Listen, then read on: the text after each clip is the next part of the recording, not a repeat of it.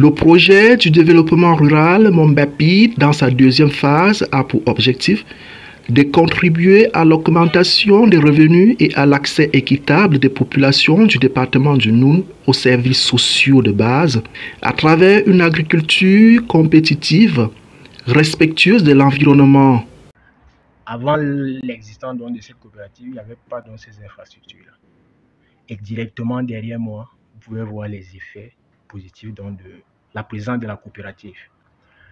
La société se groupement fait dans les productions maraîchères principalement et secondairement dans la production du maïs. Ça, c'est chez les membres.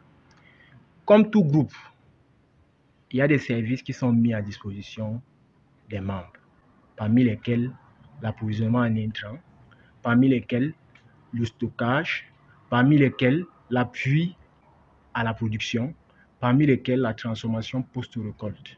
Cette phase est arrimée à la politique de l'agriculture de seconde génération et se traduit par le développement des chaînes de valeur autour des filières locales porteuses, à savoir les maraîchers, le maïs, le manioc, le riz et l'huile de palme. Si on est à ce niveau, sur le projet Mombapit, il y a plusieurs coopératives dans cet arrondissement qui n'ont pas de siège, ils n'ont pas de centre commercial, ils ne font pas des activités comme nous.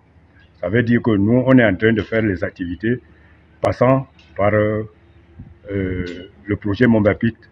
On le remercie beaucoup et on remercie le gouvernement qui a mis ce projet dans notre département.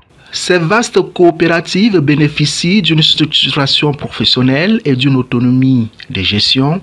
Elles reçoivent d'importants moyens du PDRM durant sa deuxième phase, sous forme de subventions et de crédits d'intrants et d'équipements agricoles destinés à leurs membres.